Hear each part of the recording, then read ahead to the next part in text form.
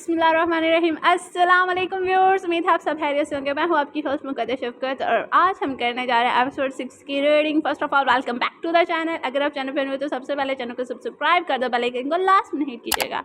अगर आप आइकन को हिट नहीं करोगे तो आपको नेक्स्ट वीडियो का, नेक्स्ट नॉवल का नोटिफिकेशन कैसे मिलेगा। और अगर आपको एपिसोड पसंद आए, नॉवल पसंद आए और ज़्यादा से ज़्यादा मेरी वॉइस पसंद आए तो लाइक, कमेंट एंड शेयर ज़रूर कीजिएगा। तो नावल नेम असीर मोहब्बत अज कलम एंजल सानी। शुरू करते हैं आज की एपिसोड को। वो मैं बाद में ला दूंगा। सुनान ने कहते हुए पार्किंग में खड़ी अपनी कार को अनलॉक किया, सामान कार की डिक्की में रखा था। याले अब तुम आगे बैठना, वो सामान रखता। जैसे ही आगे आया सनाया याले को कह रही थी, नहीं भाई मैंने लेटना है, पीछे तुम बैठ जाओ। याले ने साफ इनकार किया। स्नान भी अंदर जाके बैठ गया और शीशे के पारी से देखने लगा जो भी इसी के साइड पर खड़ी थी। क्या है यार याले, कसम से अब दोबारा तुम कहना कि आके मिल जाओ, बस एक बार यहाँ से वापस जाने तो फिर मुझे, मैं आ गई तो फिर कहना। वो गुस्से से कहती मुड़कर कार की दूसरी साइड पर आ गई, अगली और सीट पर बैठ गई थी और इसी चक्कर में वो कार के दरवाजे को कुछ ज़्यादा ही ज़ोर से ही बंद कर गई थी, जिससे ठा की आवाज़ आई थी और वह एकदम डर कर हल्का सा चीखती हुई पीछे हुई, जिससे इसकी बुश स्नान के कंधे से जा टकराई।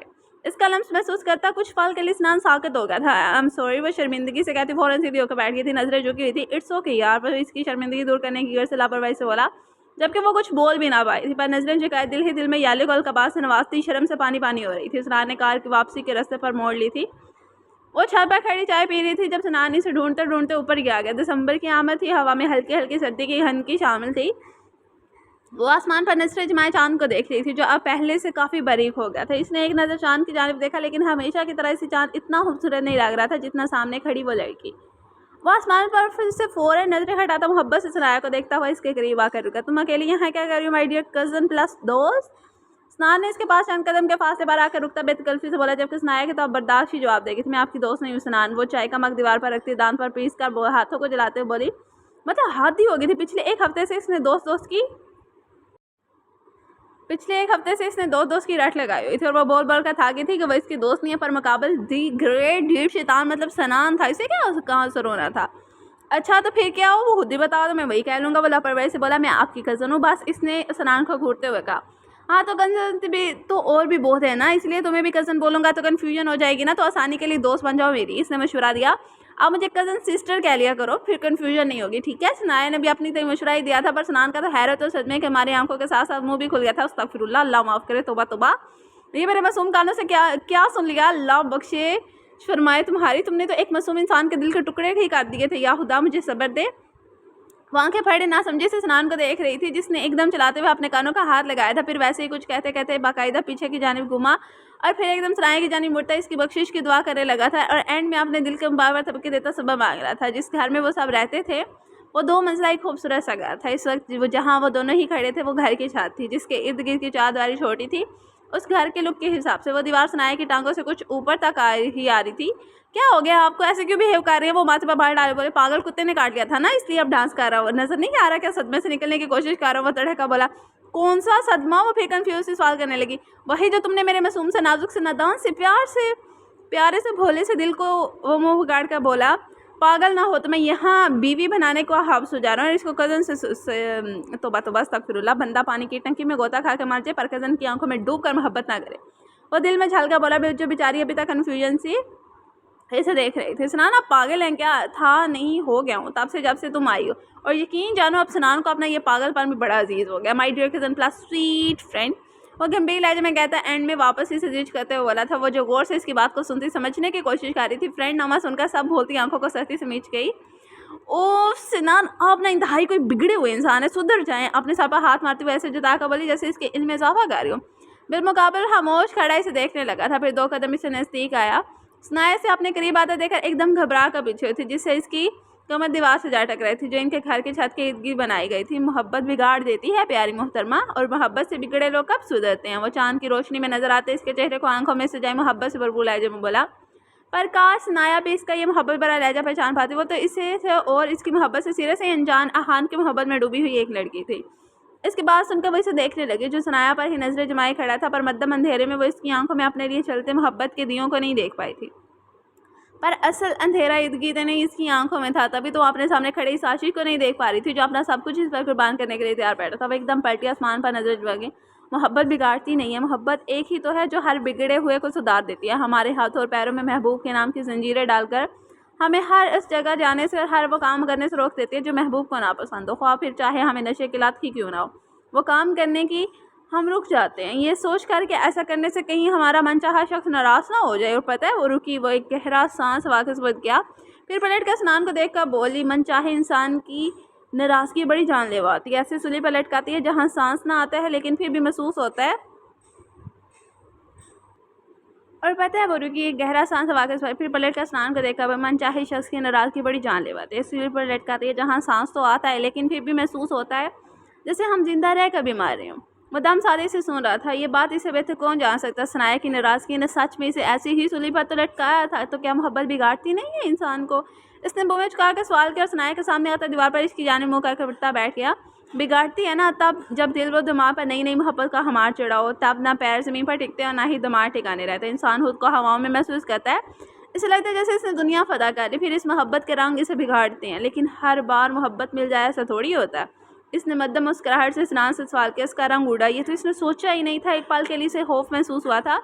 सनाया को खोने का नहीं, ऐसा नहीं हो सकता। इसने फ़ौरन बुरे ख्याल को झटका सनाया को देखा जिसके एक जवाब की मुंतज़िर थी, पर सनान की हिम्मत नहीं हुई इसे जवाब देने की। वैसा सोचना भी नहीं चाहता था। इसे खामोशी से उसको तख्ता पाकर वो खुद ही बोली, मोहब्बत आसानी से थोड़ी मिलती है, बहुत कुछ खोना पड़ता है, बहुत सी चीज़ों की कुर्बानी देनी पड़ती है। और आपको पता है मोहब्बत में इंसान सबसे पहले क्या कुर्बान करता है, अपनी इज़्ज़त नफ्स। वो सबसे पहले अपनी इज़्ज़त नफ्स की कुर्बानी देता है, फिर जाके मोहब्बत करता है। क्योंकि जहाँ इंसान को अपनी इज़्ज़त नफ्स अजीज़ हो वहाँ मोहब्बत नहीं होती। और आप ही बताएं, एक बिगड़े हुए इंसान को क्या पता इज़्ज़त नफ्स क्या होती है।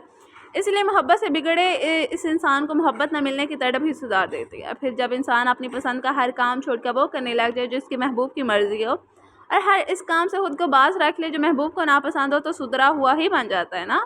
इसने नरम लहजे में बात को ख़त्म किया और सनान को देखा जो बलक बिना पलक झपकाए से सुन रहा था। मतलब ये हुआ कि मोहब्बत ही इंसान को बिगाड़ती भी है और फिर वक्त आने पर सुधार भी देती है। राइट, वो बर वक्त बोला। राइट, सनाया ने मुस्कुराकर इस बात में सर हिलाया। वैसे एक बात तो बताओ प्यारी मोहतरमा, वो सरगोशियाना अंदाज में बोला। कभी दोस्त तो कभी प्यारी मोहतरमा। सनाया आंखें घुमाती भड़बड़ाई, जिसे सुनता स्नान गहरा मुस्कुराया। क्या बात, वो तीखे लहजे में बोली थी पहले वाला वो मदहोश को नरम लहजा अब कहीं नहीं था। तुम बड़ा जानते हो मोहब्बत के मारे कहीं किसी से मोहब्बत कर तो नहीं बैठी ना हो ना तुम। इसके चेहरे के पास थोड़ा झुकता हुआ वैसे गहरी निगाहों से देखता हुआ बोला। सनाया एकदम साकित हो। इस स्नान से सवाल की तवक्को नहीं थी। सोचो कि पर्दों में हान का अक्स लहराए तो सर जगा गई। वो अंधेरे में भी डर रही थी कि कहीं स्नान इसकी आंखों में छुपा हान का अक्स ना देख ले। इसकी खामोशी से सनान के दिल को धड़का सा लगा था। वो सोचना भी नहीं चाहता था कि ऐसा कुछ हो। तुम्हारी खामोशी मुझे शक में मुबतला करे डियर स्वीट फ्रेंड। कहीं सच में तो मोहब्बत नहीं होगी किसी से। दिल के डर को साइड पर रखता हुए इसे खरीदना चाहता था, इसलिए जानबूझकर लहजे को मशकूक बनाता हुआ बोला, नहीं नहीं नहीं, ऐसा कुछ भी नहीं है, समझिए। अब एकदम से सर उठाती जल्दी से बोली, लहजे में साफ लड़खड़ाहट दर आई थी। वो खौफ से सनान के देखने लगे, जिसके दिल पर तो सुकून की कलियाँ खिल गई थी, पर वो धीमी सी मुस्कुराहट से देखने लगे। सनाया के लहजे में मौजूद लड़खड़ाहट को इसकी शर्मो हया समझ बैठा था, शायद इसलिए तो इतना बरसुकून हो गया था। अच्छी बात है, ऐसा होना भी नहीं चाहिए, ठीक है ना। इसने जैसे तनबिया की थी सनाया को, पर वो शुक्र का सांस आज करती, अपने अंदर का डर को दबाते इसकी बात को इग्नोर करती वहाँ से जाने के लिए पलटी। तो तुम्हारी चाय ठंडी हो गया स्वीट फ्रेंड। स्नान इसके चाय का मग उठाता हुआ बोला। वह एकदम हैरत से पलटी। इसके चक्कर में तो वो अपनी चाय को ही भूल गई थी। दीवार पर बैठे स्नान की आंखें चमकी थी। अपनी जाने बातें देखकर यही तो वो चाहता था कि वो थोड़ी देर इसके पास रखे। मेरी चाय आपकी वजह से ठंडी होगी। वो रोनी सूर्य बना के सामने बैठे स्नान को इल्ज़ाम देती बोली। वो चाय की दीवानी चाय के मामले में ऐसी थी, मैंने क्या तुम्हारे मुंह से छीन कर यहाँ रखी थी। वो दूबदू बोला, पर आपने मुझे अपनी फजूल और बेतुकी बातों में लगाया, इसलिए मैं भूल गई। सनाया ने तड़का। देख लो आप, मतलब मेरी दोस्ती ने इतना गहरा असर किया है तुम पर कि तुम अपने दूसरे इश्क चाय को भूल गई। ओह वाह, वो खुद पर ही अपनी बात पर से इम्प्रेस होता जुदाते हुए कहने लगा, अस्तगफिरुल्लाह, आप क्या बदतमीज़, आपके तमीज़ से बात नहीं कर सकते। इसकी बेतुकी बात सुनकर वो सबसे बोली, तमीज़। स्नान कहते हुए रुका। सनाया को देखा। वो होती क्या है वैसे। इसने चेहरे पर ना समझे के साथ सजाए पूछा। सनाया ने दांतों पर दांत जमाकर दायां पैर ज़मीन पर बैठा था। उफ, हद है, वो जब से कहती वापसी के लिए मुड़ी थी। इसलिए इंसान से सर खपाकर अपने साथ में दर्द नहीं करना चाहती थी। अरे चाय तो लेती जाओ अपनी, या मैं पी जाऊँ। वैसे मैंने सुना है जूठा खाने पीने से मोहब्बत बढ़ती है। मैं तुम्हारी जूठी चाय पी लेता हूँ, तुम्हारे दिल में मेरे लिए मोहब्बत बढ़े ना बढ़े, हो सकता है दोस्ती बढ़ जाए। इसने पीछे से आंख लगाई। ला हौला वला कुव्वत, शर्म कर ले सनान, नहीं तो मैं हाला जानी को शिकायत लगा देनी आपकी। वो चला कर कहती नीचे चलेगी, जबकि पीछे बैठे सनान का भी साथ तक एकंग हो जाता, जो सुनाया के कानों ने बखूबी सुना था। पागल, वो भड़बड़ाती सीढ़ियाँ उतरने लगे। सनान दीवार से उतर कर खड़ा हुआ और पलट कर आसमान को देखा, फिर वापस एक नज़र अपने हाथ में पकड़े चाय के मग पर डाली। वो मुस्कुराया और मग को अपने लबों से लगाया, पीछे खड़ी याले पर हैरतों के पहाड़ टूटे। तो वो जिसे चाय जहर लगती थी वो पहली बार चाय पी रहा था, वो भी ठंडी, और सनाया कि झूठी चाय। क्या अब भी कोई शक की गुंजाइश बचती थी? बिल्कुल नहीं। इसकी आंखें झिलमिलाने लगी थी। ये क्या हो गया या अल्लाह? वो बड़बड़ाई इतना धीमा कि वो खुद भी अपनी आवाज़ नहीं सुन पाई। वो बेयकीन खड़ी अपने लाडले भाई को पुश को देख रही थी। ये क्या खेल खेला था किस्मत ने? क्या इसके भाई की मंजिल एक लाहासिल मोहब्बत थी? अभी थोड़ी देर पहले तो हानि की कॉल आई थी इसे भी तो इसने अभी तो बताया था कि इसे घर में सनाया और हान के रिश्ते की बात हुई है, और ये सनाया के लिए सरप्राइज़ है जो इसे 2 दिनों बाद में मिल के बताएंगे। वो दोनों तो एक हो जाते, फिर सनान का क्या होता? इसके लाडले भाई का क्या होता? वो कैसे बर्दाश्त करता? या अल्लाह, मेरा भाई ये क्या हो गया? ये सोचते ही वो रो पड़ी थी, और इससे बेखबर सनान हालिमा को दीवार पर रखता आसमान की जानिब नजरें उठाए वो माथे पर भाल डाले बगौर चांद को देख रहा था। ऐसा भी क्या है तुम्हें कि वो तुम्हें इतनी मोहब्बत से देखती है, और जब जब देखती है कहीं खो ही जाती है? यहाँ से हुई थी सनान की चांद से गुफ्तगू करने की शुरुआत। एक बात कहूँ, वो राजदारी से चांद से बोला, पर याले सब सुन रही थी। मुझे बहुत जैसी होती है जब जब वो तुम्हें देखती है। मुझे ऐसा लगता है वो तुम्हें नहीं, तुम्हारे अंदर किसी और का अक्स देखती है, पर किसका ये नहीं पता। पर एक बात है, you are the luckiest in the world. तुम्हें वो इस नज़र से देखती है जिस नज़र के लिए मैं तड़पता हूँ। वो तुम्हें मोहब्बत से देखती है, और सनान के एहतराम की निगाह से। मतलब तुम जो भी हो, एहतराम के बाद इसकी मोहब्बत भी ले गए हो। वो इसकी नज़रों में अपने लिए मोहब्बत भी चाहता हूँ, पर तुम ज़्यादा खुश फहमियों में मत रहना। सुन लो है चांद, वो मेरी है, सिर्फ मेरी। सनान मिर्ज़ा की मोहब्बत है, और वो सनान मिर्ज़ा अपनी मोहब्बत से दस्तबरदारी कभी नहीं देगा। और जिस लहजे में चांद से बहा देता, याले को बहुत कुछ गलत होने का एहसास हुआ था। इसने अपने आंसुओं को हाथों की पूछ से साफ किया था, पर बास दफ़ा ना चाहते हुए मोहब्बत से दस्तबरदार होना पड़ जाता। भाई सनान ने पलट कर इसे देखा, जो वहीं खड़ी इसी को देख रही थी। वहाँ क्यों खड़ी हुई? यहाँ आ जाओ। वो इसकी बात को इग्नोर करता बोला। चेहरे पर मुस्कुराहट थी जो इसके पास आती याले देखकर तड़प कर रह गई थी। अल्लाह ना करे कभी आपके चेहरे की ये मुस्कुराहट गायब हो भैया। वो दिल में इसके लिए दुआ गो थी, क्योंकि आने वाला वक्त इसके लिए बहुत मुश्किल साबित होने वाला था। क्या कह रही थी? सनान ने सवाल किया। हर बार वो नहीं होता जो हम चाहते हैं। बाज़ दफ़ा किस्मत इस मुकाम पर लेती है जहाँ दिल को भी मौत मारना पड़ जाता है। वो इसे देखती मध्यम लहजे में गोया, क्या कहना चाह रही हो? सनान के माथे पर बाल पड़े। कुछ नहीं, बस अल्लाह आपको हमेशा खुश रखे और वो अता करे जो आपके हक़ में बेहतर है। वो दुआ दे रही थी। इसका बर्ताव अजीब सा लगा सनान को। मामा कहती हैं बहनों के अपनी भाइयों के लिए हक़ में की गई दुआएं पूरी होती हैं, तो तुम मेरे लिए ये दुआ करो कि अल्लाह मुझे सनाया के हक़ में बेहतर कर दे। वो जिस मान से बोला था याले साकत रह गई थी। एक तरफ दोस्त थी तो दूसरी तरफ भाई। ये किस बेबसी के दहाने पर वो खड़ी थी। वो ना करो भाई, वो नहीं मानेगी। वो हारे हुए लहजे में बोली, गला आपने आप रन किया था। वो नहीं भी मानेगी तो भी मैं इसे मना लूँगा ना। पर तुम ऐसी बातें क्यों कर रही हो? बजाय इसके मेरा हौसला बढ़ाओ। तुम तो मुझे अभी से शिकस्त अदा कर रही हो। कैसी बहन हो यार तुम? वो मसनूई नाराज़गी से बोला। नहीं भाई, याले ने इसके हाथ थामे। ऐसा नहीं है, आप मुझे आपकी खुशी बहुत अजीज़ है इसीलिए कह रही हूँ। वो नहीं मानेगी क्योंकि वो आपसे मोहब्बत नहीं करती। मेरी खुशी सिर्फ़ और सिर्फ सनाया है याले, सिर्फ सनाया। वो मान जाएगी, और रही बात मोहब्बत की तो वो भी हो जाएगी जब वो मेरी महरम बनकर मेरी बीवी बनकर आएगी मेरे पास। आखिर तुम ऐसा क्यों कह रही हो? प्लीज़ मत बोलो ऐसा, मुझे तकलीफ़ हो रही है। वहाँ अपने हाथ छुड़ाता जब से बोला था भाई मेरी बात सुनो। इसने वापस इसके हाथ थामे। सनान ने इसकी जानिब देखा। मध्यम अंधेरे में वो दोनों के चेहरे वाज़ा थे। क्या इतनी मोहब्बत कर बैठे हो इससे? इसने सवाल किया था। इतनी? वो हंसा था जैसे इतनी लफ्ज़ का मजाक उड़ाया हो। सनान की सांसों में बस की है वो यालिन। वो नहीं तो सनान मिर्ज़ा की सांसें नहीं। और पता है ना, सांसों के रुक जाने का मतलब मौत होता है। और वो इसका हाथ थामे बोला हुआ कोई सचमुच का आशिक लगा था याले को। वो सुन हो गई थी वो क्या कहती। पर बाज़ दफ़ा हमारी मोहब्बत नहीं मिलती भाई। कुछ लोग हमारे लिए नहीं होते। वो दिल में तो आ जाते हैं पर नसीब में नहीं। अगर वो आपको ना मिली तो आपका क्या होगा? सनान के चेहरे पर नजरें जुमाए वो भराई आवाज़ में बोली। वो फिक्रमंद थी अपने जान से अजीज लाडले भाई के लिए। वो भाइयों की तकलीफ़ फिर बहनों से कहाँ बर्दाश्त होती है? मोहब्बत तो मोहब्बत होती है ना याले, चाहे हासिल हो या ना हासिल। मैं नहीं जानता कि कब किस तरह और कैसे वो मुझसे इस तरह समा गए कि अब इसके बगैर जीने का तसव्वुर भी करता हूँ ना, तो ऐसा लगता है मेरी सांसें बंद हो जाएंगी। इसके बगैर मुझे सांस लेना भी दुश्वार लगने लगता है। वो मुझ में इस तरह बस चुकी है कि इसके बगैर अब मैं सिर्फ मर तो सकता हूँ पर जी नहीं सकता। इसकी जुदाई मुझे मौत के करीब ले जाती हुई। इसे देखता मध्यम आवाज़ में कहता वहाँ से चला गया था, जबकि याले कई लम्हे वहीं साकन खड़ी रही थी। सनान सोया हुआ है क्या? अगली सुबह वो सब नाश्ते के टेबल पर बैठे नाश्ता कर रहे थे जब मिर्ज़ा साहब ने इफ़त बेगम से पूछा। नहीं मेरे प्यारे डैड, मेरे दिल की ठंडक, मेरी जन्नत के दरवाजे आपका फरमाबरदार बेटा उठा हुआ है, बल्कि ये देखें आपके पास आकर बैठ भी गया। और जवाब सीढ़ियों के अख्ताम पर पहुँचे सनान की तरफ से आया था। जब मिर्ज़ा साहब की बाएं जानी पड़ी कुर्सी पर बैठ चुका था। इतने कोई तुम मेरे फरमा बता। वो तंजिया लहजे में कहते नाश्ता करने लगे। सनान ने एक नज़र अपने बाबा को देखा और फिर बारी बारी सबको नजरें सनाए पर आकर कर रही थी। जैसे मिर्ज़ा साहब को देखने बाद बर वक्त सनान को ही देखा था, वैसे ही देख रहा। सनाए ने माथे पर बाढ़ डाली और इससे घूरा, पर हमेशा की तरह सनान ने इसकी घूरी को इग्नोर करते इसे स्माइल पास किया। फिर वापस मिर्ज़ा साहब की जानिब देखा। कसम ले मैं आपका ही फरमा बरदार बेटा हूँ डैड। अब महल्ले के इन बूढ़े हान अंकल का फरमा बरदार तो बनने से रहा। जो मुझे देखते ही अपनी बेटी की बातें शुरू कर देते हैं कि BA किया हुआ है मेरी बच्ची ने, घर के सारे काम आते हैं, बहुत ज़हीन है वगैरह वगैरह। मतलब समझते हैं ना आप ऐसी बातों का। आपका फर्माबरदार ना होता तो ना तो जैसी वो ऑफ़र देते हैं मैं इनकी बेटी से ब्याह रचा चुका होता, बल्कि साथ वाली रशीदा हाला की बेटी से भी, और 2 गली छोड़ के वो जो नरमीन आप है ना, इनकी बहन से भी सब खुद ही रिश्ता देते हैं मुझे। पर देख ले, मैंने आपकी इजाज़त के बिना कभी ऐसा सोचा भी नहीं है, फिर भी आप कहते हैं कि मैं फर्माबरदार नहीं हूँ। तो ये तो नाइंसाफ़ी हुई ना मेरे साथ। क्यों मम्मा जानी? वो ताबेदारी के हदूद को छोड़ते हुए इनके इल्म में इजाफा करता आपने एंड में इफ़त बेगम से बोला, जिन्होंने इसे आंखें दिखाई थी। मिर्ज़ा साहब ने इसे तासुब से देखा था। ज़्यादा हवा में ना उड़ो बेटा जी, शायद मोहल्ले वाले ये भूल गए कि हर चमकती चीज़ सोना नहीं होती। पर मैं नहीं भूला। अगर अभी जाकर तुम्हारी हरकतें बता दी ना मोहल्ले वालों को, जो रिश्ता देने की बात करते ना, अपनी बेटी को टूटी चप्पल भी ना दे तुम जैसे नकम्मे नखट्टू को। वो धड़का बोलते बाकी सबको हंसने पर मजबूर गए। स्नान तो सुबह सुबह अपनी इज्जत अफजाई पर आंखें घुमा कर रह गए। यार डैड, आप सच में मेरे डैड है ना, मुझे यकीन नहीं होता। वो तासे से सार हिला कर कहता, जूस का गिलास लबों से लगा गया था, मुझे तो यकीन भी नहीं होता कि तुम जैसा गधा मेरा बेटा है। उन्होंने हिसाब बराबर किया था। स्नान के मुँह से फवारे की तरह जूस पाए निकला था। अल्लाह माफ़ करे डैड, किस एंगल से गधा लगता हूँ, अच्छी हासी खूबसूरत शक्ल से, अल्लाह के करम से। वो हैरानी से आंखें फाड़ के बोला था, इस शक्ल का अचार नहीं डालना ना मैंने, और ना ही लोगों ने आई समझ खुद को अब इस काबिल बना कर जिम्मेदारियों को निभा सको। आखिर कब तक इस फजूल सोशल मीडिया पर वक्त ज़ाया करते रहोगे? हाँ, सोशल मीडिया के अलावा ज़िंदगी का कोई और मकसद भी है या नहीं तुम्हारा? मिर्ज़ा साहब बोलने पर आए तो बोलते ही गए थे। वो जैसे आज सारे हिसाब बराबर करने पर तुले हुए थे और बाकी सब बस खामोशी से सच गए, खुद को नाश्ते में मगन जाहिर कर रहे थे।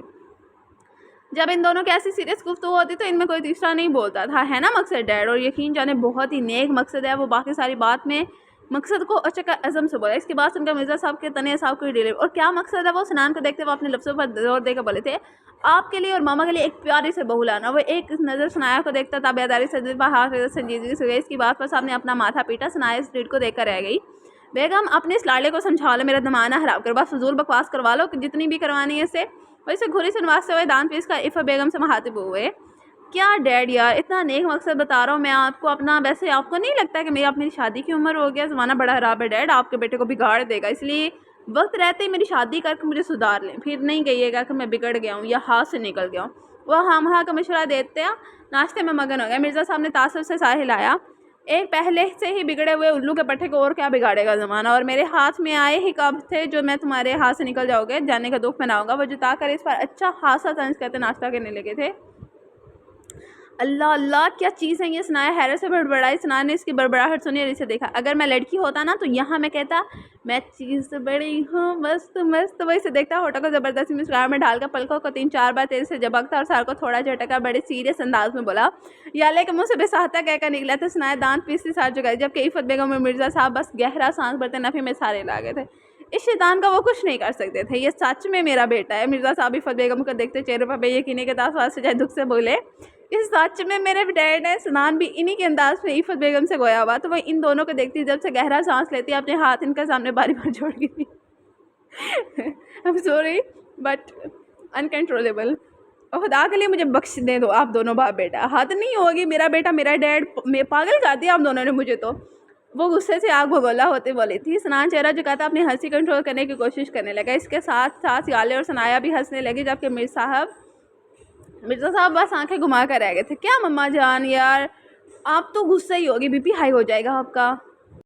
आपके इन हिटलर शो का तो आपकी फिक्र हो ना हो, पर मुझे बहुत है। वो कहता अपनी जगह से उठता इनकी जानिब गया। ये तो बस जब देखो हॉस्पिटल के लेडीज़ वार्ड की तरह चक्कर में काटते रहते हैं। नज़र रखा करें मुझे, आप तो शक नहीं यकीन है ये दूसरी शादी करके बैठे हैं। ज़माना मुझे बिगाड़े ना बिगाड़े, पर इसने आपके मियाँ जी को ज़रूर बिगाड़ दिया।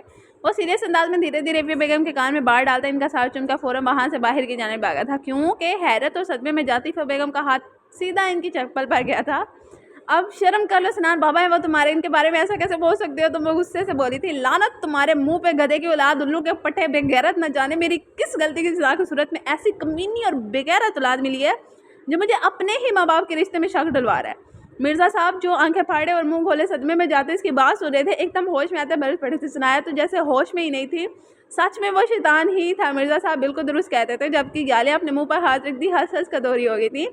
मैं गलती की सदा नहीं बल्कि आपकी किसी नेकी की जज़ा हूँ। मेरे दिल की ठंडक, मेरे गुर्दे की धड़कन, मेरी जन्नत के दरवाजे, मेरे प्यारे डैड। वो दरवाजे के पास खड़ा ऊंची आवाज़ में बोला, तुम जैसे शैतान का बच्चा जन्नत में नहीं जहन्नम में रखे जाने के काबिल है। वो इसे घूरते हुए डांस पीस का बोले थे, पर बच्चा तो मैं आपका ही हूँ ना डैड। इस जैसे ने याद दिलाया कि वो क्या बोल रहे हैं गुस्से में। इसकी बात पर वो एकदम चौंके, फिर अपने लफ्ज़ों को याद के तो जब से आंखें मीच कर दफ़ा हो जाए यहाँ से, तो तुम स्नान बना ज़ाया हो जाओगे मेरे हाथों से।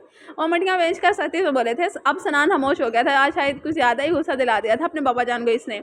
शायद वो नाराज़ भी हो गए थे। इनको गुस्से में देखा वो फ़ौरन कहीं जा बढ़ा था, जो इसकी पुष्ट किए अब अपनी जगह से उठते अपना मोबाइल उठा रहे थे। मिर्ज़ा साहब के अलावा इन तीनों की नज़रें स्नान पर थी। वो क्या करने वाला था। वो जैसे ही पलटे स्नान इनके कदमों के पास बैठा था, वो एकदम चौंके। स्नान ने ज़मीन पर घुटनों के बल बैठे ही इनका दायां हाथ थामा और इसके पुष्ट को लबों से लगा गया। अब सच में मेरे दिल की धड़कन है, मेरे गुर्दे की धड़कन है। वो धीरे धीरे बोल रहा था। मिर्ज़ा साहब दम साधे आज अपने बेटे का अपने लिए इजहार मोहब्बत सुन रहे थे। गुर्दे की धड़कन, गुर्दे में भी धड़कन होती है। स्नान ने एकदम चौंक कर आंखें चोटी की और इसे देखते हुए सोचा, पर वो सनान मिर्ज़ा था। इसका अपना स्टाइल था। वो हर काम अपने स्टाइल में करता था। बिकॉज सनान का स्टाइल और सनान की मर्ज़ी। वो सर झटक गई और इसे देखा, लेकिन इस वक्त वो अपने बाबा से इतनी मोहब्बत से बात करता, इसे बहुत अच्छा लगा था। वो मिर्ज़ा साहब के कदमों में बैठे सनान को देख रही थी, जो अब भी कुछ कह रहा था। सनान के लिए आप सनान का गुरूर, सनान का मान है। जब मैं बाहर निकलता हूँ ना, लोग मुझे देख कर कहते हैं कि देखो मिर्ज़ा साहब का बेटा जा रहा है। तब मेरे पास लफ्ज़ नहीं होते जिनमें मैं अपने अल्लाह का शुक्र अदा कर सके कि इसने मुझे आपका बेटा बनाया। I love you dad, I love you so much, you are the best dad in the world.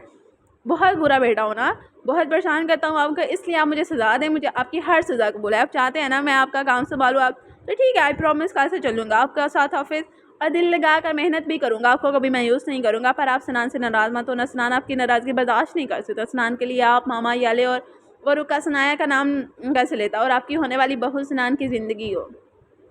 वो मोहब्बत से धीरे धीरे अपना कहता अपना साथ झुका गया। मिर्ज़ा साहब का एक हाथ इसने अभी तक थामा हुआ था। मिर्ज़ा साहब खंग खड़े थे। इनकी आंखें नम हो चुकी थी। सिर्फ इनकी नहीं बल्कि इफ़त बेगम याले और सनाया भी नम आंखों से मुस्कुरा रही थी। मेरा पागल बेटा, मिर्ज़ा साहब ने मोहब्बत से कहते इसे कंधों से थाम कर खड़ा किया। इसने सरशार कर दिया था मिर्ज़ा साहब को। आज वो कहीं से भी पहले वाला सुना नहीं लग रहा था। सॉरी डैड, वो अब सर झुकाए बोला था। मिर्ज़ा साहब मुस्कुराते इसे अपने सीने से लगा गए। सॉरी के बच्चे, इतने समझदारी वाली बात की उम्मीद नहीं थी तुमसे। वैसे कंधे पर थपकी देते मुस्कुरा कर बोले, अपनी नम आंखों को साफ किया। इन्हें सच में फखर सा महसूस हो रहा था अपने बेटे पर। बेटा किसका माहिर, अब कहते हुए अपनी नज़रों के सामने बैठे हुए इन तीन नफूस को देखने लगा। अब इन दोनों को देख रहे थे, पर नम आंखों से इसने अपनी मामा को देखा। दाएं हाथ की उंगली को अपने होठों के पास ले जाकर इन्हें फ्लाइंग किस पास की थी, जिस पर वो हंसी थी। मेरे ही बड़े हो तुम गधे, मिर्ज़ा साहब हंस कर बोले थे। और सनान की पेशानी को मोहब्बत से अब कहीं तो अभी चलो आपके साथ। अब स्नान इनसे लगा होते साल किया। हाथ होला रख मेरे पुत्र, इतनी तबेदारी ना दिखाओ कि मैं हजम ही ना कर पाऊँ।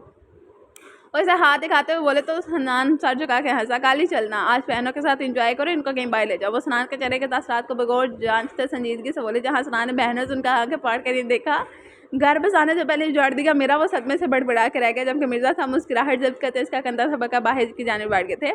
मम्मा मैं आसिफ की तरफ जा रहा हूँ, शाम तक आ जाऊँगा। वो गहरी ने कहा, सर झुकाए बैठी सुनाया पर डालता बाहर की जाने बैठ गया था। नाश्ते के बाद वो लॉन में गई थी अपने तोतों को चूरी खिलाने। इसके बाद इसे हानिया की कॉल आई थी। वो सब अगले हफ्ते आ रहे थे मुल्तान इरहान के निकाह के लिए। सुनाया बहुत खुश थी क्योंकि हानिया ने बताया था कि अहान भी इनके साथ ही आएगा। इसकी खुशी की इंतहा न थी। हानी से पूरे 2 घंटे बात करने के बाद इसे अपनी बड़ी बहन मनाल से बात की थी और पता ही नहीं चला जब शाम के 4 बज गए। तो वो मनाल को अल्लाह हाफिज़ कहते किचन में आई थी ताकि इफ़त बेगम की मदद करवा सके। पर सामने ही से मिर्ज़ा साहब इजलत में घर आते हुए दिखाई देते। क्या हुआ हालूजान, आप इस वक्त वापस कैसे आ गए? सुनाया ने पूछा। जी बेटा, वो मेरे दोस्त के वालिदा वफात पा गई, इसलिए इन्हीं की तरफ ताज़ियत के लिए निकलना है। अपनी खाला जानी को बुलाओ। वो सुरदगी से बोले थे। इन्ना लिल्लाहि व इन्ना इलैहि राजिऊन। अल्लाह पाक इनकी मग़फ़िरत फरमाया और सबको सब्र दे, आमीन। वो दुखी हो गई थी। माँ के चले जाने का दुख वो महसूस कर सकती थी। आमीन। मिर्ज़ा साहब की आवाज़ आई। वो फ़ौरन किचन में कहाँ आई थी जहाँ इफ़त बेगम चिकन बना रही थी और हाजरा आपा काम वाली वो भी इनके साथ ही मदद कर रही थी। हाले जानी आपको बाहर हालू जान बनाए, जल्दी जाएँ, ये देख लेती हूँ। वो बोली तो इफ़त बेगम परेशान सी बाहर गई। मिर्ज़ा साहब ने इन्हें सारे सूरत हाल से आगाह किया था। वो दोनों वहाँ जाने के लिए तैयार हुए थे। बेटा हम निकल रहे हैं, हो सकता है रात को लेट हो जाए, आप लोग खाना खा लेना और ख्याल रखना, अकेले घर में डरना मत। तुम्हारे हालो सनान को कॉल कर देंगे, वो जाएगा, ठीक है? इफ़ा बेगम इसे और साथ खड़ी याले को हदायत देती मिर्ज़ा साहब के साथ चली गई थी। खाने में क्या बनना है? याले ने पूछा। चिकन। सुनाया ने बुझे लहजे में कहा। याले फार्म गई थी इसकी उदासी। क्या हुआ? इसने सवाल किया। इनकी मामा चली गई यार, कितना रो रहे होंगे सब। माँ के बगैर ज़िंदगी बहुत मुश्किल से रहती है। वो उदासी से बोली। ये दस्तूर है सुनाया, जो इस दुनिया में आया इसने एक ना एक दिन जाना भी है। अल्लाह के फैसलों पर किसी का जोर नहीं चलता, वो जो करता है बेहतर करता है। अब तुम मूड सही करो और आ जाओ, कुकिंग करते हैं। वो इसे समझाती किचन में ले गई थी। सुनाया ने भी खुद को मसूर कर लेना बेहतर समझा था। वही कस्टर्ड बनाए सनाया ने कहा तो याले मुझसे वाई नॉट। फिर देखते ही देखते वो मुकम्मल तौर पर कुकिंग में मसरूफ़ हो गई। वक्त गुजरता गया, याले ने चिकन कढ़ाई को उतार कर साइड पर रखा और हाजरा आपी में इनके साथ ही जो रोटियां बनाने के साथ साथ इनसे बातें भी कर रही थी, जबकि सनाया भी इनको जवाब देती कस्टर्ड बनाने में मसरूफ़ होगी। हाजरा आपा का काम करवाती अपना और अपनी बेटी अनम के लिए खाना लेती अपने क्वार्टर में चली गई। सनाया कस्टर्ड में फ्रूट्स और ड्राई फ्रूट्स वगैरह मिक्स कर रही थी और याले सलाद बनाती इसकी तरफ बैठी। तुम इसको फ्रीजर में रख देना, मैं ज़रा भाई को काल कर रख के आई। पता नहीं कहाँ रह गए हैं, याले ने कहा तो सनाया ने इस बात में सारे लाए। चंद ड्राई फ्रूट्स डालने के बाद इसने आसपास देखा और इसे बादाम कहीं नज़र नहीं आए। अब क्या करूँ, वहाँ देखती हूँ, शायद यहाँ ले निकालना भूल गई। वो खुद से कहती कैबिनेट खोल कर बादाम दे ढूंढने लगी। से एक डब्बा मिला जिस पर बादाम ही लिखा था, पर अंदर बादाम पिसे हुए थे, पूरे बादाम नहीं आए। क्या यहाँ इसने मुंह बसोड़ा, कोई बात नहीं यही डाल देती हूँ। फिर होती कहती कस्टर्ड के पास गई और 3-4 पिसे हुए बादामों के चम्मच कस्टर्ड में मिला दिए। इसे अच्छी तरह मिक्स करने के बाद इसने कस्टर्ड को फ्रीजर में रख दिया, बाकी सामान वापस कैबिनेट्स में रख दिया। भाई 8 बजे तक आ जाएंगे, तब तक हम जो बाकी काम रह गए वो कर लेते हैं। याले ने आकर बताया तो सनाया मुस्कुराकर सार हिलाती रोटियां बनाने लगी थी। इनके फारिग होने तक स्नान भी आ गया था। बाबा की कॉल आई थी, कह रहे थे रात को लेट पहुंचेंगे। स्नान ने इन दोनों को बताया तो वो खामोशी से सारी लागी। भाई खाना लगाऊं? याले ने पूछा। नहीं मुझे अभी भूख नहीं है, तुम दोनों खा लो, मैं बाहर लॉन में बैठा हूँ, वो कहकर वहाँ से चला गया था। याले और सनाया खाने खाने लगे थे, जबकि लॉन में बैठा सनान कुर्सी से अपनी भूख टकाया आसमान पर न जाने क्या ढूंढ रहा था। अस्सलाम वालेकुम। अपने अकब में आए से इसे एक लड़की की बारीक सी आवाज़ सुनाई दी। वो पलटा, वालेकुम सलाम। अरे अनम आप हैरियत इस वक्त जाग रही हैं? अपने सामने गुलाबी शलवार सूट में खड़ी 15-16 साल लड़की को देखता हुआ नरमी से बोला। जी वो मैं पढ़ रही थी, पर ये सवाल हल नहीं हो रहा। सुबह से आपका इंतजार कर रही थी, आप अब जाकर नजर आए। ये सवाल समझा दे प्लीज़, कल मेरा टेस्ट है। वो जल्दी जल्दी बोली और सनान को देखा जब मद्दम मुस्कुराहट से इसे देखा था। आज वो करवाता हुआ नरमी से बोला, बगैर ये जाने कि इसका ये नर्म लहजा शऊर की दुनिया में कदम रखती इस लड़की के दिल पर क्या कलियां बिखेर रहा था। वो जब से यहाँ आए थे स्नान अक्सर इसे बढ़ा दिया करता, वो इसे छोटी बहन की तरह ट्रीट करता, लेकिन शायद वो नादान लड़की से कुछ और ही समझ बैठी थी। स्नान के कहने की देर थी कि वो तेज से कदम उठाती इसके साथ वाली कुर्सी पर आ बैठ। कौन सा सवाल? ये वाला? यहाँ से कैसा होगा? वो सवाल दिखाती रजिस्टर और पेन से पकड़ा गई। स्नान की नज़रें सवाल पर इस थी और अनम की नज़रें स्नान पर थी, जो इसके हाथ से रजिस्टर और पेन थामता सवाल हल करने लगा कर रहा था। ये देखो ऐसा होगा। आप फार्मूला गलत यूज़ कर रही थी। शायद स्नान ने रजिस्टर इसके आगे किया, पर वो सुन नहीं पाई थी। इसने रजिस्टर ने पकड़ा था। स्नान ने इसकी जानिब देखा तो इसे महफिल से उसको तकता पाया। हेलो, मैं आपसे बात कर रहा हूँ, कहाँ खाओगे? स्नान ने इसके आगे हार है। जी जी। वो एकदम चौंकी। स्नान ने ताजुब से इसे देखा। इसे अनम का बताओ। इसके देखने का अंदाज स्नान को अजीब लगा था। मैंने कहा आप गलत फार्मूला यूज़ कर रही थी, इसलिए ये नहीं हो रहा था। वो नज़रों का जाविया बदलता हुआ बोला। जी शुक्रिया। अनम मुस्कुराते हुए बोली। चलो शाबाश, आप जाओ अपनी मामा के पास। स्नान ने ज़बरदस्ती मुस्कुरा कहा तो वो जल्दी से अपनी जगह से उठी, अपना रजिस्टर और किताब उठाती हुए गहरी निगाह स्नान की आंखों पर डालती वहाँ से चली गई। स्नान ने खुद पर इसकी निगाह को साफ महसूस किया। वो हैरान हुआ, फिर खुद ही अपनी सोच को ये कहकर झटक दिया कि वो बच्ची है, मैं फजूल ही सोच रहा हूँ बस। इसने गहरा सांस भरा और वो उठकर अंदर की जानिब आ गया था। लॉन्च में कोई नहीं था, मतलब वो दोनों खाना खाने के बाद अपने अपने कमरे में चली गई। वो किचन में आ गया। भूख ज़्यादा थी नहीं, इसलिए फ्रिज खोलकर कुछ और तलाश करने लगे। तभी इसकी नज़र कस्टर्ड के बाउल पर गई। ये हुई ना बात। वो बड़बड़ाया बाउल लेता डाइनिंग टेबल पर जा बैठा। वो मोबाइल में वगैरह अपनी वीडियोस पर कमेंट्स चेक करता, इनका रिप्लाई करता, बाउल में से चम्मच पड़ता, मुंह में डाल गया था। इसका सारा ध्यान मोबाइल और खाने पर था। जब तीसरी चौथी चम्मच खाने पर इसे अपने गले में हरास महसूस हुई।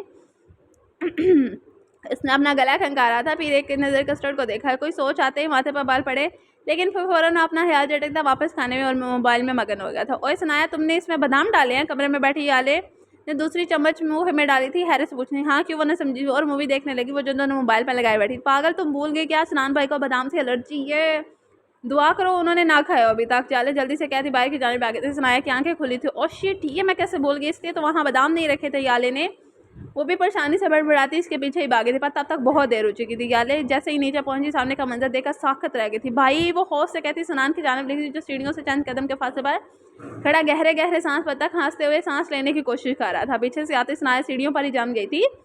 वो आंखें फैलाए स्नान को देख रही थी, जिसके चेहरे पर साफ तकलीफ के आसार थे। खांसते हुए बिगड़े तनफ्फुस के साथ इसकी जब से होती सुर्खी से भरी आंखें बार बार अपनी गर्दन पर जाता इसका हाथ, जिससे इसने अपनी गर्दन सहलाने की कोशिश कर रहा था। और पीछे टेबल पर पड़ा बाउल इस बात की गवाही दे रहा था कि वो कस्टर्ड खा चुका था और अब इसमें शामिल बादामों ने अपना असर दिखाना शुरू कर दिया। भाई आप ठीक हो? याले इसके सीने पर हाथ रखते से सहलाते हुए भराई आवाज़ बोली। याले, मुझे सांस नहीं आ रहा। वो बमुश्किल बोलता घुटनों के बाद ज़मीन पर जा बैठा। भाई, याले को इसकी तकलीफ में देखती रोती हुई बोली थी और सनाया को देखा जो सीढ़ियों पर चेहरे पर खौफ और आंखों में नमी लिए साकर से खड़ी नहीं देख रही थी। सनाया, इधर भाई को रूम में लेकर जाता है। इसकी आवाज़ सनाया दी थी और वो होश में आती फ़ौरन के जारे भाग कर आई थी। मम्मा। वो अपनी कज़न को दबोचा हुआ दर्द से बोला था। आंखों से पानी बहने लगा था। भाई उठें, चले रूम में, जल्दी करें। वो इसे कंधों से तामती बोली। सनान भी हिम्मत करता उठा और आहिस्ता आहिस्ता इनके साथ कदम लेता अपने कमरे तक आया था। याले ने इसे बेड पर लेटाया। सुनाया भी, तुम भाई के पास बैठो, मैं मम्मा को कॉल करती हूँ, भाई की मेडिसिन का पूछती हूँ, इनके पास ही रहना तुम। वो जल्दी जल्दी कहती फ़ौरन वहाँ से बाहर की जानिब भाग। माया की नजरें सनान पर थी, जिसकी आंखें नहायत सुर हो चुकी थी। वो बार बार आंखों को बंद कर रहा था। वो करा रहा था दर्द से, तेज से सांस पड़ता। वो अब गर्दन के साथ साथ अपने सीने को मसलने लगा था। सनाया घबराए से बेसाते इसके पास बेड पर जा बैठी। सनान आप ठीक है? वो मध्यम आवाज़ में बोली। गले में आंसू का फंदा अटका था। सनान ने इसकी सरगोशी नुमा आवाज़ सुनी तो थी, पर वो जवाब देने की हिम्मत में नहीं था। सनान, वो धीरे से कहती इसके सीने पर हाथ रखी थी, जहाँ वो पहले अपना हाथ रखे हुआ था। एकदम माहौल में सुकून छाया, हर तरफ खामोशी हुई थी, जिसमें आवाज़ से तो बस एकदम सनान का एक गहरा सांस बनने कि इसने आंखें खोली थी और अपने सामने बैठी इस लड़की को देखा था, जिस कलम से ऐसे इस दर्द से कराते इंसान को सुकून में ले आया था। कहाँ गया दर्द, कहाँ गई गले में उभरती जलन, कहाँ गया सांस का नाना? वो तो खुद अपनी सांस रोके से देख रहा था। क्या ही जालिम चीज़ है ये, मोहब्बत तकलीफ़ भी देती है और फिर इस पर मरहम भी रख देती है। आई एम सॉरी सनान, मैं भूल गई थी ना, मैंने जानबूझकर नहीं डाले थे। बता, मेरा यकीन करे, मैंने जानबूझकर नहीं किया। प्लीज़ मुझे माफ़ कर दे, मेरी वजह से आपको तकलीफ़ हो रही है। I am so sorry, please. इसके सीने पर आहिस्ता आहिस्ता हाथ फेरती। वो रोते हुए एटा कर अपनी ये बात का यकीन दिलाने लगी। सनान को दम था दे, खुद को तकता हुआ यही समझी थी कि शायद सनान को लग रहा है कि इसने जानबूझकर बादाम डाले थे, पर वो पागल दीवाना था, अपने महबूब के लम्स से मिलते सुकून को महसूस कर रहा था। ये तो वो कहाँ जान पाती। प्लीज़ आप ठीक हो जाएं, आई एम सो सॉरी। वो रोते हुए आहिस्ता आहिस्ता इसके सीने पर हाथ फेर रही थी ताकि इसे तकलीफ़ ना हो। Don't cry, I am okay. इसके आंसुओं को देखता वो इतनी तकलीफ में वो बहुत मुश्किल से बोला था, आपको दर्द हो रहा है? वो हिचकियाँ लेती वो सनान को ये सवाल करते नहाई थी कोई मासूम बच्ची लगी थी। गहरा सांस भरते वो बस नफ़ी में सर हिला पाया और नाम आंखों से इसे देखने लगा, जिसका दायां हाथ अभी तक इसके सीने पर आहिस्ता आहिस्ता जा रहा था। सनान के चेहरे पर एकदम तकलीफ के आसार उभरे थे। मम्मा, वो दर्द से कराते हुए अचानक अपना हाथ सनाया के हाथ के ऊपर आ गया। सनाया ने चूम कर इसके सीने पर पड़े अपने हाथ पर इसके हाथ के साथ होती गिरिश को देखा तो वहाँ के नीचे अपना तनफ़्फ़ुस बहाल करने की कोशिश कर रहे। सनाया को साफ महसूस हो रहा है सनान को सांस लेने में प्रॉब्लम हो रही है। वो जल्दी से इसके हाथ के नीचे से अपना हाथ निकालती, परेशान से इधर उधर देखती। याले, स्नान को ज़्यादा तकलीफ में देखा वो चिल्लाई थी। वह भाई जल्दी से अंदर आती। याले इसके पास आते वो बोली थी, इसे देख सनाया स्नान के पास से खड़ी होती। याले तो इसकी जगह छोड़ी पर बैठी थी। भाई आपकी दवाई है, खा लें फिर ठीक हो जाएंगे आप। याले ने कहते हुए इसे कंधे से पकड़ का सहारा देते हुए बेड ग्राउंड से टेक लगवा कर बिठाया और कोई 2 से 3 गोलियां स्नान के मुंह में डाली। स्नान जल्दी से आगे बढ़कर साइड टेबल पर पड़ा पानी का गिलास याले को थमाया, जिस वो लीची स्नान के लबों से लगा गई थी। गोलियां निगलते ही वो धीरे धीरे मध्यम से सांस लेने लगा था। वो अपनी सुरहा बुरी आंखों को खोलकर याले और फिर इसके पीछे खड़ी सनाया को देखा। दोनों के चेहरे पर वाज़ेह परेशानी और खौफ था, पर गले में इतनी जलन सी थी कि वो कुछ बोल नहीं पा रहा था। इसने बस मध्यम मुस्कुराहट के साथ आंखों के इशारे से इन दोनों को तसल्ली दी और आंखें बंद करता लेट गया था। बाबा वो नींद में बड़बड़ा रहा था और इसके पास बैठी याले इसके बालों में हाथ चलाती चंद मिनट्स के वक्फे से बार बार होती इसकी ये बड़बड़ाहट सुनी थी, जिसमें कभी कभी मम्मा कह के बुलाता तो कभी बाबा। खाला जानी और हालू जान कब आएंगे? सनाया ने बेचैनी से पूछा। आधा घंटे होने वाला था पर वो लोग अभी तक नहीं पहुंचे थे, बस आने वाले होंगे। याले एक नज़र इसे देखकर कहती वापस स्नान के चेहरे को देखने लगी। तकरीबन 10 मिनट के बाद इन्हें गाड़ी के हॉर्न की आवाज़ सुनाई दी थी। वे साथ इन दोनों ने शुक्र अदा किया था। इफ़त बेगम और मिर्ज़ा साहब हड़बड़ी में परेशान से अंदर दाखिल हुए। सनान मेरे बच्चे, इफ़त बेगम बराई लहजे में कहती फ़ौरन इसकी जाने पड़ी थी। याले इन दोनों के लिए जगह बनाती हुई बेड से खड़ी हो गई थी। स्नान मेरा बेटा। मिर्ज़ा साहब इसके माथे पर शफकत से राब रखते हुए बोले। वो नींद में था, अपने आसपास आवाज़ सुनकर थोड़ा कसमकाया और धीरे से आंखों को खोला तो नजरें पहले सामने की तरफ की थी, जहाँ याले और सनाया खड़ी थी। फिर इसने अपने पास दाएं की तरफ देखा, जहाँ इफ़त बेगम बैठी परेशान सी से देख रही थी। इसके बाद बाएं बैठे मिर्जा साहब जहाँ ने मिर्ज़ा साहब को देखा था। मेरा बेटा क्या हो गया था, आप कैसी तबीयत है, डॉक्टर के पास चले क्या? मिर्ज़ा साहब इस तरह भी कैफियत में सवाल करने लगे थे। I'm okay dad, don't worry. वो मध्यम सा मुस्कुरा कर बोला। मेरी जान, इतनी लापरवाही कौन करता है? क्यों खाया था बादाम? इफ़त बेगम इसे डपटते हुए अपने आंसू साफ करके बोले। सनाया अपनी जगह शर्मिंदा होकर घड़ों में घी रही थी इन सबको परेशान और रोता हुआ देखकर। जान के नहीं खाए थे मम्मा जान, आप रोएं तो नहीं ना प्लीज़। सनाया ने धीरे धीरे कहते हुए इफ़त बेगम से हाथ को थामा। उन्होंने झुक कर इसकी पेशानी को चूमा था। सनाया मेरे बच्चे परेशान हुआ तो ठीक है सनाना। मिर्ज़ा साहब की नज़र अचानक आंखों में लिए नमी लिए परेशान सी सनाया पर गई तो वो प्यार से बोले। आई एम सॉरी हालू जान, मैंने जानबूझकर नहीं किया था, मैं भूल गई थी, प्लीज़ मुझे माफ़ कर दें। वो शर्मिंदगी से कहते हुए रो पड़ी थी। अरे मेरे बच्चे परेशान मत हो स्नान, ठीक है अब कोई बात नहीं, हम जानते हैं अपनी जान का नहीं किया, ऐसे रो मत और चलो जाओ शाबाश जाके रेस्ट करो। देखो रो रो कर क्या हालत कर लिया आपने। मिर्ज़ा साहब प्यार से समझाते हुए बोले। हाँ बेटा परेशान मत हो, तो बोल जाओ तुम दोनों, हम हैं ना स्नान के पास। आपकी बारी। इफ़त बेगम ने नरमी से कहा तो आपने आंसू साफ करते हुए एक आखिरी निगाह इन सब पर डालकर स्नान पर डाल दी। कमरे से बाहर की जाने बैठ गई। स्नान की नज़रें तब तक इस पर थी जब तक वो नज़रों से ओझल ना हो गई। याले अभी तक वहीं थी। स्नान ने नज़रों का जाविया मिर्ज़ा साहब की तरफ किया था। बाबा, वो मध्यम आवाज़ में इन्हें कहता चुप हो गया। जी मेरा बेटा कुछ चाहिए? मिर्ज़ा साहब इसकी नज़रों का मफहूम समझते हुए बोले। याले और सनीफ़ा बेगम इन दोनों की जानिब मुतवज्जो हुई। स्नान ने धीरे से इस बात में सर हिलाया। क्या चाहिए मेरे बेटे को? मिर्ज़ा साहब ने सवाल किया। सनाया स्नान की तरफ से यक लफ्ज़ी जवाब आया था, जो बाकी सबको तो नहीं पर याले के दिल की धड़कनें बढ़ा गया था। सनाया चाहिए मुझे बाबा, मैं नहीं रख सकता इसके बगैर, मुझे सनाया दे दे। आप बात करें ना आमिर अंकल से प्लीज़, बस एक ही ख्वाहिश ही पूरी कर दें, मेरी सारी ज़िंदगी है वो आपसे कुछ नहीं मांगूंगा, आई प्रॉमिस। बस एक आखिरी बार मुझे सिला दे, मुझे सनाया चाहिए बाबा please, I want her, I love her. Mirza साहब खामोशी से इसे सुन रहे थे, जो किसी छोटे बच्चे की तरह इनका हाथ हमें बो रहा था। इसकी आंखों में साफ इल्तिजा थी, वो मिर्ज़ा साहब से इल्तिजा कर रहा था, कुछ दिनों तक अमर भाई यहाँ आएंगे ना, तब मैं बात करूँगा इनसे। उम्मीद तो है कि वो इनकार नहीं करेंगे, लेकिन होगा वही जो सुनाया चाहिए। अगर इसकी रजामंदी ना हुई तो तुम्हें सब्र करना होगा, क्योंकि हमें वो हमेशा वो नहीं मिलता जो हम चाहते, ठीक है ना। वो इसे प्यार से समझाते बोले, पर वो खामोश हो गया था। सनाया को मैं मना लूँगी, वो तुम्हारी दुल्हन ही बनेगी, तुम परेशान मत हो। बेगम अपने बेटे के परेशान चेहरे को देखती उसे यकीन दिलाते हुए कहने लगी, पर वो मुस्कुरा भी ना सका। दिल को एक अजीब सा धड़का लगा हुआ था, एक डर था जो इसे महसूस हो रहा था, शायद सनाया को खो देने का, या कुछ ऐसा हो जाने का जो वो चाह कर भी सोच नहीं सकता था। ओके नाज़रीन, हमारी आज की एपिसोड होती है यहाँ पे एंड। होपफुली आपको एपिसोड पसंद आएगी, होपफुली आपको ये नावल पसंद आ रहा होगा, और देखते हैं कि नेक्स्ट एपिसोड में क्या होने वाला है। क्या वाकई सनान को यकतरफा मोहब्बत हमेशा यकतरफा ही रहेगी, या कभी उसको सनाया मिल पाएगी, क्या उसको उसकी मोहब्बत मिलेगी क्या नहीं, ये जानने के लिए मिलते हैं नेक्स्ट एपिसोड में। तब तक के लिए अपना ख्याल रखिएगा। अल्लाह हाफिज़।